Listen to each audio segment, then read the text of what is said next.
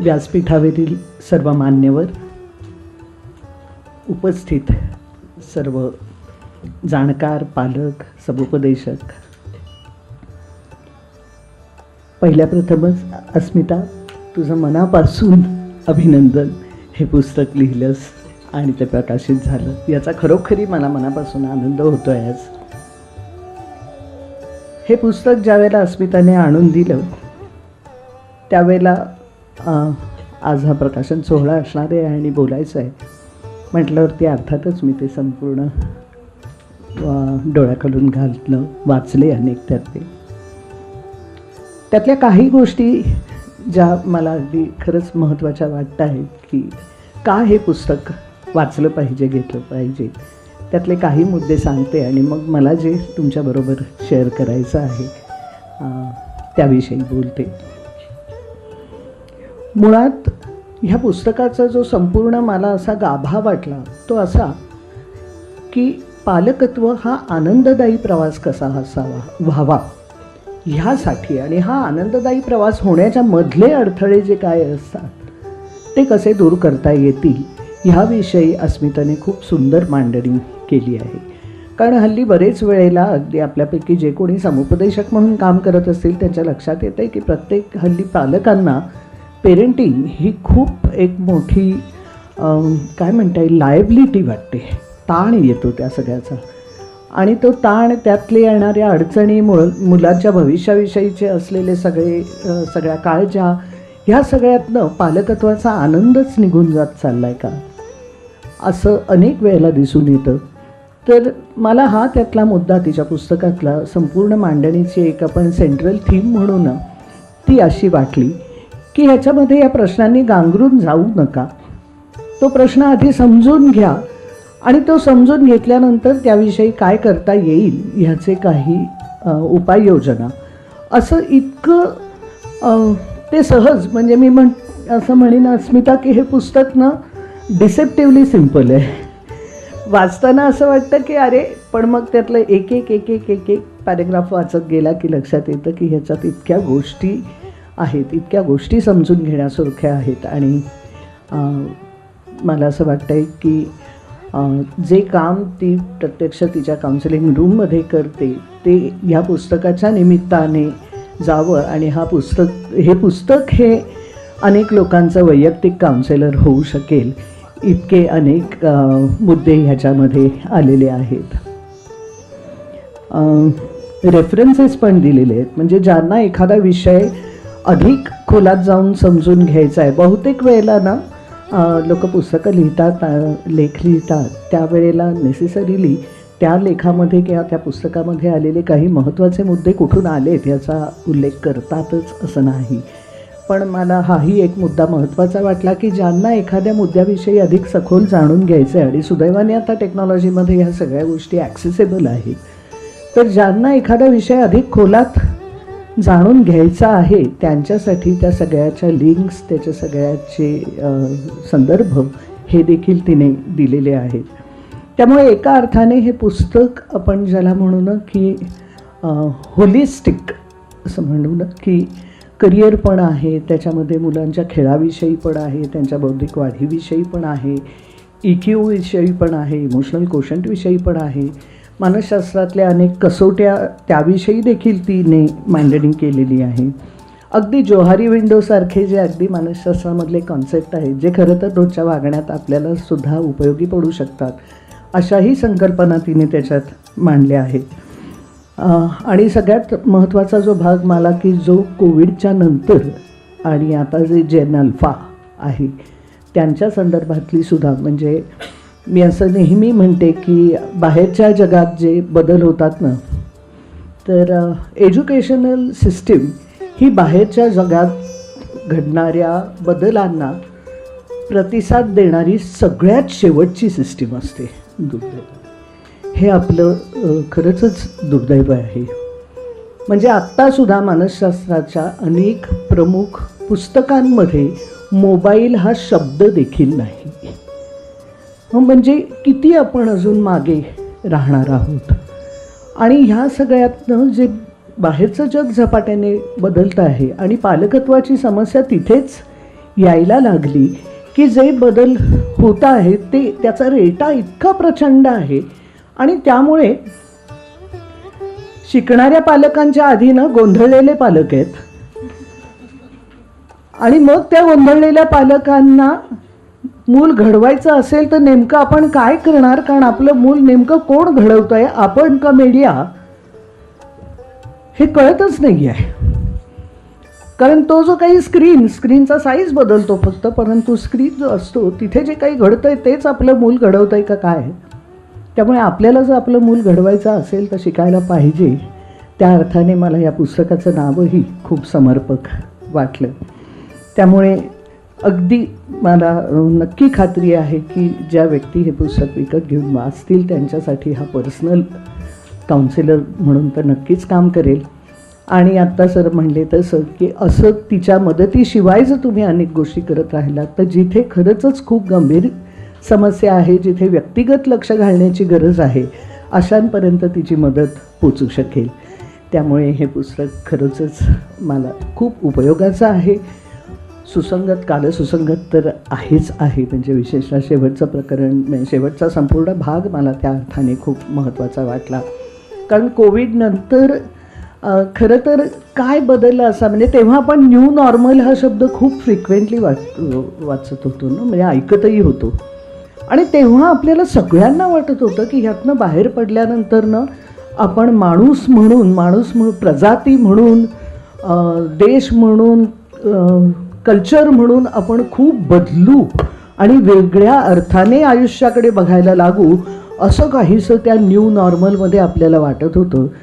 आणि ते किती फसवं होतं हे आत्ता आपल्याला लक्षात येतं आहे. आपण पुन्हा सगळेजण त्या ओल्ड नॉर्मलकडे आणि उलटं अधिकच भडकपणाने त्या ओल्ड नॉर्मलकडे गेलो आहोत.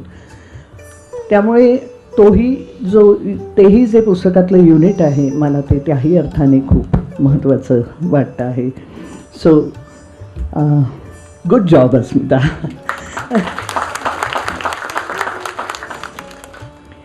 स्टुडंट असल्यामुळे मी अगदी हक्काने ते म्हणू शकते.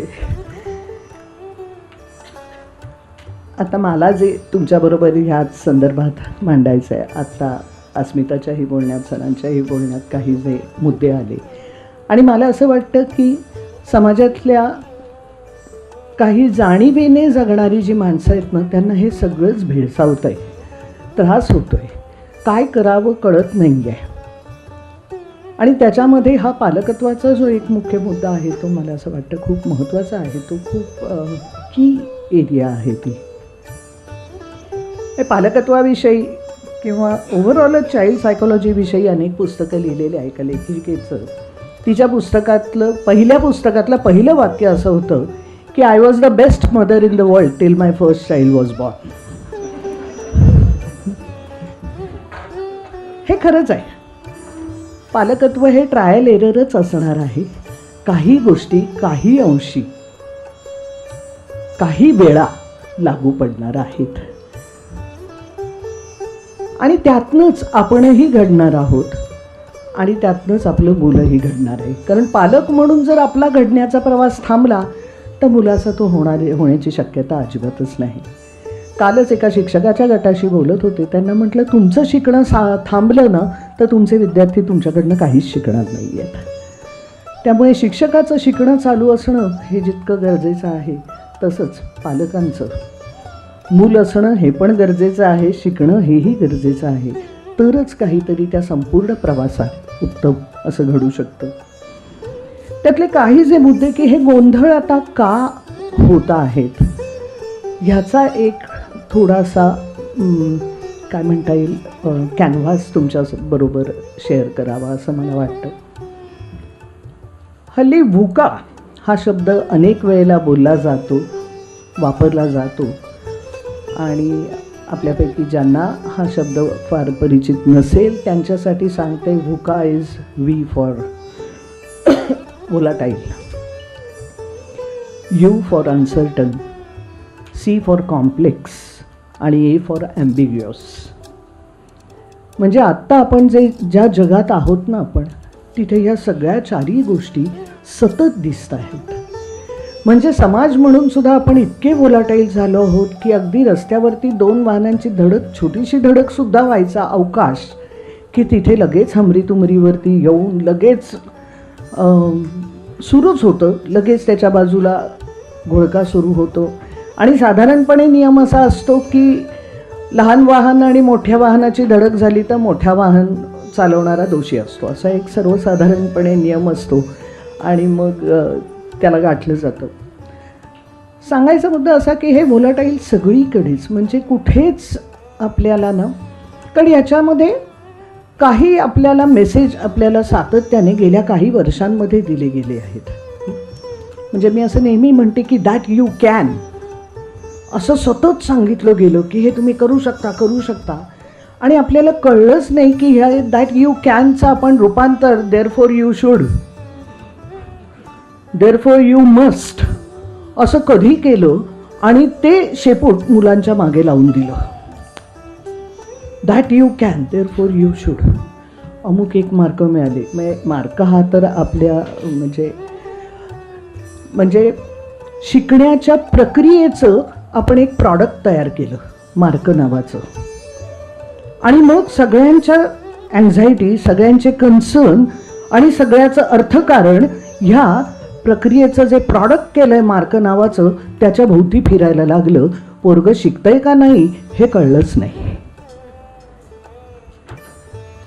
आणि त्यामुळे आपला प्रश्न खरंच अनएम्प्लॉयमेंट आहे का अनएम्प्लॉयबिलिटी आहे, हा प्रश्न काम करताना अनेक वेळेला पडतो.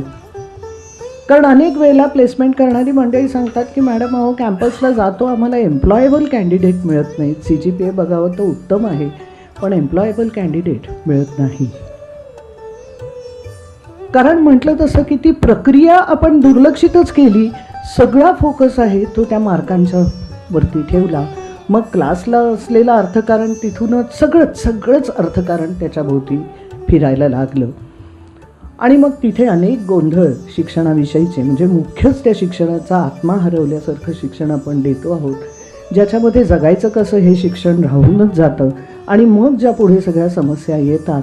आणि मग आता असं दिसतंय की शिक्षण आर्थिक किंवा ज्याला सोशो इकॉनॉमिक क्लास म्हणतात ते शिक्षण ह्या कशाचाच घडत असलेल्या गुन्ह्यांचा इथपासून ते आत्महत्यांचा किंवा महिलांवर होत असलेल्या अत्याचारांचा, या कशाचाच ह्या 3 गोष्टींशी संबंध राहिलेला आपल्याला कुठेही दिसत नाही. याचा अर्थ काहीतरी गडबडत आहे. कारण पैशाचाही पुन्हा मुद्दा तोच आहे. म्हणजे एक जो विरोधाभास हल्ली नेहमी दिसतो की गुड लाईफ कशाला म्हणायचं हे आता बाजार ठरवतोय. आणि मग त्या बाजाराने ठरवलेल्या संपूर्ण गुड लाईफचा आपण सगळे पालक म्हणून, सगळी मोठी माणसं म्हणून, मुलं हा चेस करत नाही आहेत, आपण करतो आहोत. आणि मग गंमत अशी दिसते, विशेषतः शहरांमध्ये, त्या गुड लाईफमध्ये तुमचं एक उत्तम मोठंच्या मोठं घर असावं, ते सगळ्या सुखसोयींनी युक्त असावं. ह्या सगळ्यासाठी अर्थातच भरपूर जास्ती पैसा लागणार. तो पैसा आईवडील गुड लाईफ आणि गुड पेरेंट आणि आमच्या मुलाला आम्ही चांगलं आयुष्य देतो ह्यासाठी जमा करणार. त्याच्यासाठी दोघंही आईवडील घराबाहेर. बरं, त्या घरामध्ये सगळी अद्ययावत सगळी उपकरणं, त्याच्यामध्ये स्क्रीन नावाचा एक मोठा व्हर्च्युअल वर्ल्डचा एक मोठा आहे. आपलं पोरगं जर घरी राहिलं तर हा इलेक्ट्रॉनिक प्रिडेटर आपल्या मुलाची शिकार करेल. म्हणून त्या मुलालाही घरी ठेवायचं नाही, त्याला कुठेतरी डेकेअरमध्ये तरी ठेवायचं किंवा कुठल्या तरी क्लासला घालायचं, तिथून झालं की छंदवर्गाला घालायचं. कारण हे पोरगं घरी राहिलं तर हे इलेक्ट्रॉनिक प्रिडेटर आपल्या मुलाची शिकार करतील. म्हणून त्या पोराला तिथं ठेवायचं नाही. विकेंडला घरी बसणं हे बाजाराने सांगितलंय की ह्याच्या इतकं डल आयुष्य नाही. म्हटल्यावरती विकेंडला आपण बाहेर पडलंच पाहिजे. म्हणजे पुण्यातनं बाहेर पडायच्या कुठल्याही रस्त्याला शुक्रवार संध्याकाळ आणि रविवार संध्याकाळ या 2 वेळेला बघा ट्रॅफिक जॅम दिसतं. कारण बाजाराने सांगितलं आहे की तुम्ही घरी बसलात काही न करता किंवा घरातली कामं करत किंवा शांतपणे एकमेकांबरोबर नुसते काही न करता बसलात तर ह्याच्या इतकं डल लाईफ वाया, म्हणजे फुकट सगळं. म्हणजे गंमत बघा की त्या 4 भिंती, अद्ययावत इंटिरियर, ती सगळी गॅजेट्स ही घरात आणि बाकी सगळे घराबाहेर. आणि ह्याविषयी आपण कुठलेही प्रश्न स्वतःला विचारायला तयार नाही. होतंय काय ना, जे प्रश्न समोर येत आहेत आपण करतोय काय, तर त्या प्रश्नांची उत्तरं ज्या रस्त्याला लागलो होत ना त्याच रस्त्याला मिळतील असं वाटतंय आपल्याला. जिथे निर्माण झाले तिथे त्याची उत्तरं नाहीच आहेत. तुम्हाला ह्या प्रश्नांची उत्तरं हवी असतील तर ती दुसऱ्या रस्त्याला जाऊनच, की व्हॉट कॉन्स्टिट्यूट्स गुड लाईफ हे मुलांना आपण कधीतरी, आणि मुलांना सांगण्यापेक्षा सुद्धा they are always watching you. तुम्ही सांगितल्याने काही होणार नाही आहे, तुम्ही जगताय कसं त्याच्यावरती दिसतंय. आणि मग तुमच्या संपूर्ण जगण्यामध्ये, तुमच्या चॉईसेसमध्ये ह्याच सगळ्याचा वेध घेणं दिसत असेल तर कशाविषयी बरं आपण बोलतो आहोत. आणि हे प्रश्न मला असं वाटतंय की हे मॅगी 2 मिनिट नूडल्ससारखे सुटणारे प्रश्नच नाही आहेत, कारण आपल्याला काही प्रश्न स्वतःला विचारायला लागणार आहेत. करिअरचा सुद्धा विषय जेव्हा निघतो त्यावेळेला पद, प्रतिष्ठा, पगार, परदेश विषय संपला. काय सांगतो बरं आपण यांना? याच्यामध्ये सामाजिक शिस्तीचा कुठे मुद्दा येतोय का? त्याच्यामध्ये माणसं जोडण्याचा मुद्दा कुठे येतोय का? त्याच्यामध्ये चांगलं आयुष्य कशाला म्हणावं तर खूप जोडलेली माणसं असावी, म्हणजे जो मगाशी अस्मिताने उल्लेख केला, हे कधी आपण विचारणार आहोत स्वतःला? आणि कधी ह्यातले काही बदल महत्त्वाचे आपण करणार आहोत का? नाही तर आपण त्याच रस्त्याने पुढे जात राहणार. आणि मग तिथे ही सगळी प्रलोभनं आहेतच आहेत. पोर्शेचा देखील उल्लेख केला. पोर्शे हे सांगू का टिप ऑफ द आईसबर्ग आहे. कारण मुलांना ह्या सगळ्या सोयी सुविधा देताना आई वडील म्हणतायत की बेटे आम्ही कष्ट करतो, तू ऐश कर, तुझं सगळं सुखात गेलं पाहिजे. म्हणजे आम्हाला जे मिळालं नाही ते आम्ही आमच्या मुलांना देतो. हे अगदी हल्ली परवलीचं वाक्य आहे. आणि हे कशाबाबत वापरतो आपण? ज्या सगळ्या सोयी सुविधा आणि सुखसोयी किंवा चैनीच्या वस्तू आहेत ह्या बाबतीत आपण वापरतो ना.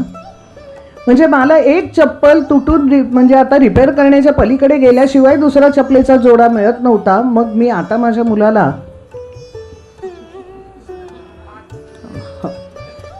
5-6 तर सोडूनच द्या, म्हणजे 12 दिवसाचं तान्हं बाळ ज्याचे पाय जमिनीला लागण्याची सुतराम शक्यता नाही, त्याच्यासाठी बारशाला ढिगारभर बुटीज येतात. एकीकडे आपण जेंडर इक्वालिटी बाबत बोलतो, पण मुलींना गुलाबी बूट आणि मुलांना निळे बूट बाजाराने ठरवलेलं आहे. आणि आपल्याला कळत पण नाही की ह्या कृतीतनं आपण कुठली बिलीफ पक्की करतो आहोत. कारण ह्या सगळ्या गोष्टी की आम्हाला जे मिळालं नाही ते आम्ही आमच्या मुलांना देतो असं म्हणताना आपण यातल्या प्रत्येक गॅजेटला ना एक स्टिकर लावून देतो. आणि ते स्टिकर असं आहे की डिप्रायव्हेशन्स आर हॉरिबल. तुम्हाला हवी ती गोष्ट हवी त्या वेळेला हवी तितक्या प्रमाणात मिळाली नाही तर हे खूप भयंकर आहे. आणि तसं आमच्या वाट्याला आलं ते तुझ्या वाट्याला येऊ नये ह्याचा आम्ही कसोशीने प्रयत्न करू. मग पोरगं ते गॅजेट पण घेतं आणि हे स्टिकर पण घेतं. आणि त्याचं एक बिलीफ पक्क होतं की I should get what I want when I want the way I want. आणि हे जर मिळत नसेल तर तुम्ही पालक म्हणून तरी कुचकामी आहात किंवा मी व्यक्ती म्हणून कुचकामी आहे. I exit. मोबाईल दिला नाही म्हणून आत्महत्या, व्यसनासाठी पैसे दिले नाहीत म्हणून खून. हे काय आहे तर ह्याच एका बिलीफचं एक्सप्रेशन आहे. आणि हे अनेक घरांमध्ये की आमच्या मुलाला ब्रँडेडच लागतं. कुठून त्याला कळलं, कुठून ब्रँडेड काय असतं ती. लागतं हा शब्द तर मराठी मधला इतका भयंकर आहे की हवं असतं, लागतं काय.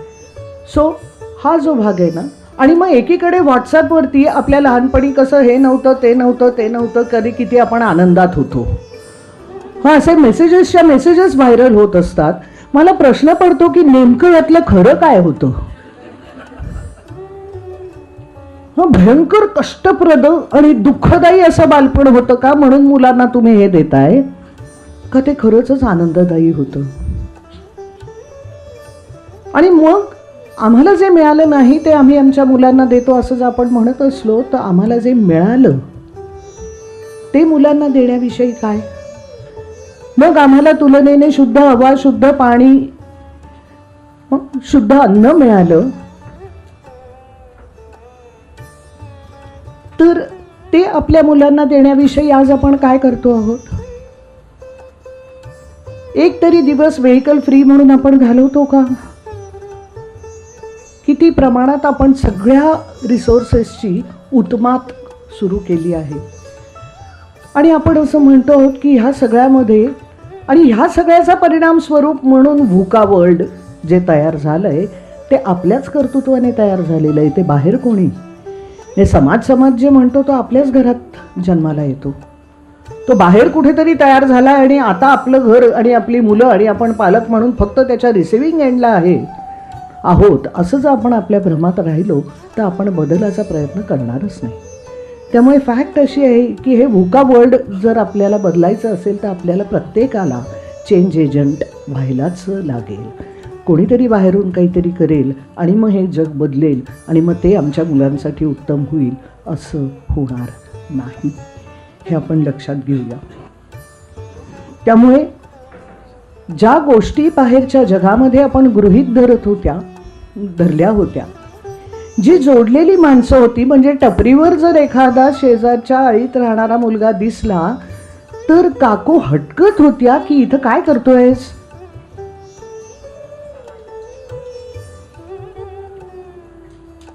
आणि त्या मुलाची आई पण लगेचच तुम्हाला काय करायचं आहे, आमचा मुलगा येतो, असं काहीही त्या काकूंना म्हणत नव्हती.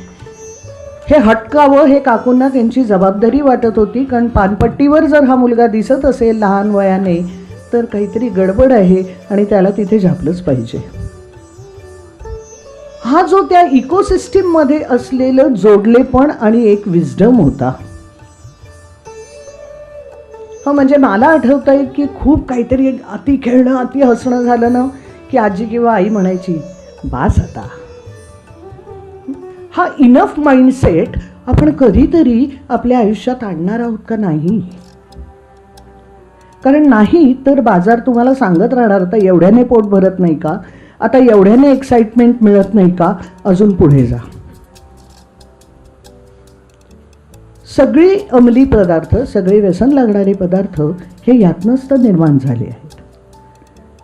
आणि म्हणून मी म्हटलं की पोर्शे हा फक्त टिप ऑफ द आईसबर्ग आहे. बाकी सगळ्या घरांमध्ये लहान मोठे पोर्शे घडतातच आहेत आणि रोज घडत आहेत. कारण मुलांना आपण संदेश देतो आहोत की गुड लाईफ म्हणजे हे, ते मिळवण्यासाठी आम्ही कष्ट करतो, पण तू मात्र ह्या आयुष्याचा फक्त आणि फक्त उपभोग घे. आणि मग मुलं ते चोख करतायत. आणि मग एका टप्प्यावरती पालक मला येऊन म्हणतात की अहो याला हार्डवर्क करायला नको, हार्डवर्क केल्याशिवाय कसं याला काही मिळणार. माझा साधा प्रश्न असतो की ह्या मुलाचा आजवरचा अनुभव काय सांगतोय. त्याचा अनुभव जर हे सांगत असला की तू काहीही केलं नाहीस, जागता हल्ला नाहीस तू, तरी सुद्धा तुला तुझ्या कॉटवर तुझं जेवायचं, आणि ते सुद्धा फरमाईश करून. म्हणजे अनेक वेळेला मुलांना ब्रेकफास्टला तुला काय हवंय, अमुक काय हवंय, किंवा पालक म्हणतात की कडी लावून तो त्याच्या खोलीत बसतो. किती वेळा सांगावं, हाक मारावी, बाहेर येत नाही.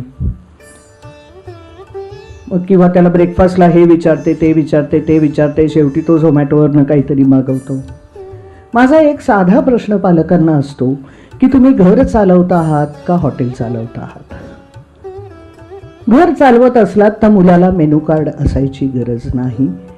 जो न्यूट्रिशनल आणि विचारपूर्वक केलेला जो काही स्वयंपाक आहे, जे काही अन्न आहे, ते घरातल्या सगळ्यांसाठी. घर चालवत असलात तर मुलांना ती स्पेस असावी, कारण आता घरं मोठी आहेत. पूर्वी एका खोलीत जेव्हा राहत होते, 2 खोल्यांमध्ये अख्खं कुटुंब राहत होतं, तेव्हा स्वतःची स्पेस वगैरे असा काही मुद्दा नव्हता. जी काही होती ती कॉमन स्पेस होती. आता ठीक आहे, ह्या कल्पना बदलल्या म्हणून वेगळी त्यांना जागा मिळतीये, but they don't own it. आणि हे जर त्यांना सांभाळता येत नसेल, त्यांची खोली नीट ठेवता येत नसेल आणि खोलीला कडी लावत असेल, तर मुलांच्या खोलीला आतनं कडी असण्याचं कारणच नाही आहे. नॉक करून त्यांची प्रायव्हसी हे करता येईल, नॉक करून आत जावं ही शिस्त प्रत्येकाने पाळावी, पण त्यांच्या खोलीला आतनं कडी असण्याची गरज नाही आहे. या बारीक बारीक गोष्टी आहेत, पण ह्यातनं आपण मुलांना ह्या गोष्टी जेव्हा घडत असतात तेव्हा मुलांना संदेश देतो that we owe it to you. आणि मग मुलं दरबारात सगळ्यांना ठेवतात कामाला, शिस्तशीर ठेवतात. मग डबा भरून देण्यापासून ते मग मुलाने शाळेत वेळेत जावं ही आईवडिलांची गरज होते, मुलाची नाही. पोरगं निवांत असतं. आईवडिलांची गरज का? तर एक ती बस गेली किंवा रिक्षा गेली तर जाऊन पोचवायला लागेल, म्हणजे वेळ जाणार. किंवा तशी काही हे नसेल म्हणून घरीच राहिलं तर पुन्हा हे इलेक्ट्रॉनिक प्रेडेटर्स आहेत ना घरी. म्हणजे कशी गणित आपण घालून घेतली आहेत, इतकं इंटरलॉकिंग लॉजिक आपण लावतो आहोत. आणि ह्याविषयी जर आपण काही मुख्य प्रश्न विचारले नाही तर ही त्रांगडी सुटणाऱ्यातली नाहीत, हे आपण नक्की लक्षात घेऊया. आणि म्हणून पालकत्व हे आता जास्ती विशेषत्वाने जाणून घेण्याची, शिकण्याची गरज होती. कारण आत्तापर्यंत रिसेंट पास्टपर्यंत, म्हणजे माझ्या जनरेशनपर्यंत तर नक्कीच, किंवा त्याच्याही नंतरच्या, पालकत्व आणि शिक्षक असणं हा सरळ सरळ अधिकारशाहीचा खेळ होता. तुझं भलं कशात आहे हे मला कळतं. आणि एक प्रकारची अशी कस्टोडियल हे होती की यांना सुरक्षित राखणं आणि यांना रिवॉर्ड किंवा पनिशमेंट देण्याची ताकद आमच्यामध्ये असणं. आणि तुझं भविष्य कशात आहे आणि तुझ्या भल्यासाठी तू काय केलं पाहिजेस हे आम्हाला कळतं. आता ह्या सगळ्या वाक्यांना जेव्हा ते मूल तिथेच राहायचं, तिथेच मोठं व्हायचं, तिथेच त्याचं लग्न होऊन त्याचं कुटुंब तिथेच वाढायचं, तेव्हा ह्या वाक्यांना काहीतरी अर्थ होता. आता जो तो मायग्रेट होतो आहे, गावातलं मूल तालुक्याला, तालुक्याचं मूल शहरात, एका शहरातलं दुसऱ्या शहरात, एका देशातनं दुसऱ्या शहरात, तिथे त्याचं जग कसं असणार आहे, त्यातली आव्हानं काय असणार आहेत हेच आपल्याला माहीत नाही. आणि आपण कुठल्या जोरावर म्हणतो आहोत की तुझं भलं कशात आहे आम्हाला कळतं. अनुभव असणं हा जो एक संपन्नतेचा मुद्दा होता ना, आता तो हळूहळू इररेलेव्हंट व्हायला लागलाय, कारण सगळेजण मायग्रेट होत आहेत. आणि त्यामुळे अधिकारशाही चालणार नाही हे कळतं. मग त्या नादात पालक दुसरं टोक गाठतात, ते म्हणजे त्याला हवं ते करू देत. आता ह्या हवं ते करू देत मध्ये मुलाने खरोखरी हवं ते केलं आणि त्याचे परिणाम पालकांना पटण्याच्या आणि पचण्याच्या पलीकडे असले की पुन्हा पालकांना एकच गोष्ट माहिती असते, ती म्हणजे पुन्हा कंट्रोल आणणे. ह्या सगळ्या ॲम्बिव्हॅलन्समध्ये सगळे पालक अडकतात की अथॉरिटेरियन चालणार नाही हे कळतंय, पण ओव्हर परमिसिव्ह होऊनही चालणार नाही. आणि मग त्याच्यामध्ये जो एक मुद्दा आहे की democratic parenting, democratic relationship, democratic family. Democracy ही आपण पॉलिटिकल आयडिओलॉजी म्हणून स्वीकारली आहे, पण डेमोक्रेसी हा आपला वे ऑफ लाईफ अजूनही झालेला नाही. आणि तो व्हायचा असेल तर मग ह्या मुलांना त्याचे जे काही प्रमुख 4 आधारस्तंभ, म्हणजे लाईफ ॲज बिईंग लिव्ड अशा अर्थाने, democracy as a way of life, त्याविषयी मी फक्त बोलते आणि थांबते. याचे 4 प्रमुख गोष्टी. एक अर्थातच फ्रीडम. पण त्या फ्रीडमचा अर्थ काय, त्याची करस्पॉन्डिंग रिस्पॉन्सिबिलिटी काय? कारण काय आहे ना की स्वातंत्र्याचा वापर आणि जबाबदारीची उचल ह्यातला बॅलन्स गोंधळला की पंचायत व्हायला लागते. त्यामुळे फ्रीडमचा अर्थ त्याला करस्पॉन्डिंग रिस्पॉन्सिबिलिटी कुठली आहे हे न करता नुसताच फ्रीडम दिला गेला तर त्यातनं सेन्स ऑफ एन्टायटलमेंट म्हणजे काय. मग मी बाहेर जाताना विचारायचं नाही, मी किती वाजता येणार हे सांगितलं पाहिजे, हे बंधन मी पाळणार नाही, मग फोन करणार, मग ते फोन स्विच ऑफ येणार.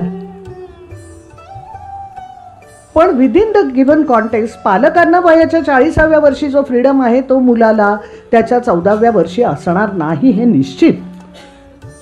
पण कुठला आहे आणि कुठला फ्रीडम हवा असेल तो त्याने कुठलंही प्रिव्हिलेज किंवा फ्रीडम त्याने कमवायचं कसं याविषयी कुठलीही मार्गदर्शक तत्व नाहीत. आणि मग तिथे स्वातंत्र्याचा वापर किती आणि जबाबदारीची उचल किती याचं प्रमाण गोंधळात करतात. याविषयी खूप बोलण्यासारखं आहे पण ते एक प्रमुख तत्व. दुसरा भाग आहे तो इक्वालिटीचा. एक लक्षात घेऊया की कुठलीही दोन व्यक्ती जगामध्ये कधीही इक्वल असणार नाहीयेत.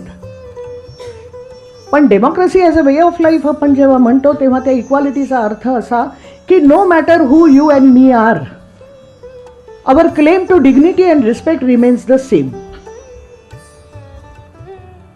हे अथॉरिटेरियन पॅरेंटिंगमध्ये फारसं सांभाळलं जात नव्हतं पण आता ते सांभाळण्याची गरज आहे. त्यामुळे मुलांशी बोलताना काय, घरात कोणाशीही बोलताना त्या व्यक्तीचा क्लेम टू डिग्निटी आणि रिस्पेक्ट हा एकसारखाच आहे याचं भान विसरून चालणार नाही. आणि हे पालकांच्या वागण्यात दिसलं तर ते मुलांमध्ये उतरण्याची शक्यता खूप आहेत.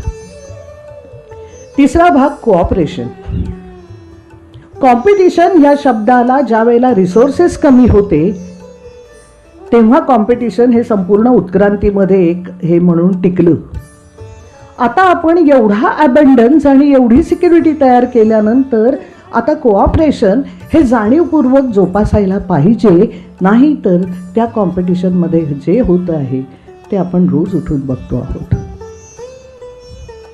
गरजच नाही आहे आता आपल्याला कॉम्पिट करण्याची, एवढा अबंडन्स आपण क्रिएट केला आहे. आणि चौथा मुद्दा जो आहे तो pro social behaviour with intrinsic motivation. म्हणजे काय म्हणता येईल, समाजाप्रती किंवा बाहेर मी वागताना माझं जे वर्तन आहे ते माझ्या स्वयंप्रेरणेने घडतं आहे. मी ट्रॅफिकचे सिग्नल पाळते याचं कारण त्याच्या मागे सुरक्षितता हे महत्त्वाचं मूल्य आहे. तिथे ट्रॅफिक पोलीस आहे म्हणून मी पाळत नाही. पण अनेक वेळेला पालक मुलांना शाळेतनं घरी घेऊन जाताना खुशाल सिग्नल तोडतात. So democracy. आणि मग आपण म्हणतो की ट्रॅफिक पोलीस कसे पैसे उकळतात. पण मुद्दा हा आहे. So democracy as a way of life आपण जेव्हा म्हणतो तेव्हा ह्या 4 सूत्रांचा विचार जर आपण केला नाही, व्हॉट कॉन्स्टिट्यूट्स गुड लाईफ ह्याचा विचार जर आपण केला नाही आणि त्यानुसार आपण जर चेंज एजंट झालो नाही तर पालकत्व ही दिवसेंदिवस अवघड होईल. हा भाग खराच. मुलांनाही यातनं दिशा मिळणार नाही. आत्ताच्या मुलांचा सगळ्यात मोठा प्रश्न त्यांना दिशा मिळत नाही आहे. आणि ती दिशा देण्यासाठी आपल्याला जर सक्षम, कारण आपल्याशिवाय दुसरं कोणीही त्यांना ही दिशा देणार नाही. आणि त्यामुळे ह्या बाबतीत पालकांनी स्वतःला एज्युकेट केल्याशिवाय, स्वतःला शिक्षित केल्याशिवाय, कॉमन सेन्सिकली मला वाटतं म्हणून, माझ्या लहानपणी असं होतं म्हणून, असं जर म्हणून आपण काही करू लागलो तर ते लागू पडणार नाही हे निश्चित. आणि म्हणूनच अशासारख्या पुस्तकांची गरज मला जास्ती वाटते. शेवटची एक फक्त गोष्ट सांगते आणि थांबते. ती गोष्ट अशी की ज्या वेळेला ईमेल आणि हे सगळं असं नव्याने सुरू झालं होतं तेव्हा मला एका मित्राने पाठवलेली गोष्ट होती. ती गोष्ट एका शेतकऱ्याची होती आणि ती गोष्ट अशी आहे की त्या शेतकऱ्याला सलग 5 वर्ष बेस्ट कॉर्न क्रॉपचं कॅश प्राईज मिळत होतं. आणि एका शहरातलं यांच्यासारखंच एक मासिक ठरवतं की ह्याच्यावरती कव्हर स्टोरी लिहायची, बेस्ट कॉर्न क्रॉप आणि त्याच्यासाठीचं असलेलं हेवी कॅश प्राईज. म्हणून त्यांचा एक जर्नालिस्ट त्या शेतकऱ्याच्या गावी जातो आणि तो शेतकरी काहीतरी कामात व्यस्त असतो, म्हणून तो त्याच्या बाहेर काही गावकरी जमलेले असतात इतर गावांमधले, आणि तो त्यांच्याशी गप्पा मारतो. जर्नालिस्ट असतो त्यामुळे गप्पा मारत बसतो. तर त्याला अशी एक माहिती कळते की हा शेतकरी दरवर्षी पंचक्रोशीतल्या सगळ्या गावकऱ्यांना, शेतकऱ्यांना उत्तम बियाणं पुरवत असे.